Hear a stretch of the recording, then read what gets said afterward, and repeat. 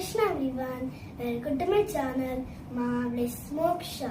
Now we are learning Bhagavad Gita, chapter 2, Sankhya Yoga Slokas 41 to 50.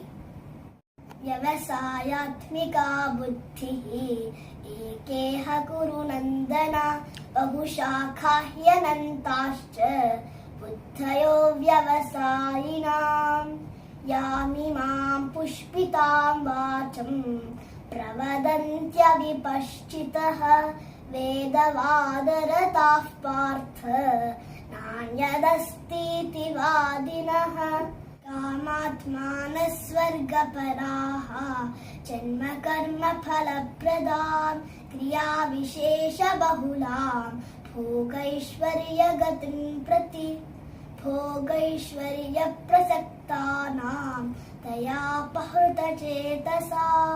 व्यवसायात्मिका बुद्धिः समाधौ न विधीयते त्रैगुण्यविषया वेदाः निस्त्रैगुण्यो भवार्जुन निर्द्वन्द्वो नित्यसत्त्वस्थः निर्योगक्षेमात्मवान् यावानर्थ उदपाने सर्वतः सम्प्लुतोदके तावां सर्वेषु वेदेषु ब्राह्मणस्य विजानतः कर्मण्येवाधिकारस्ते मा फलेषु कदाचन मा कर्मफलहेतुर्भूः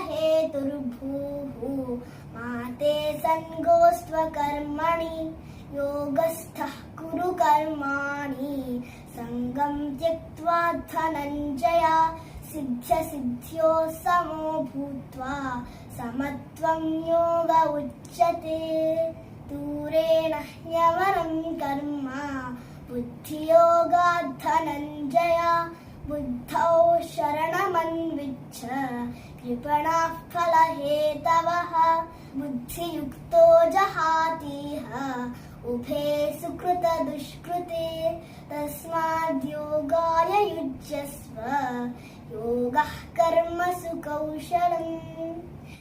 Please like my videos. Don't forget to subscribe. Tap the bell icon. Hare Krishna.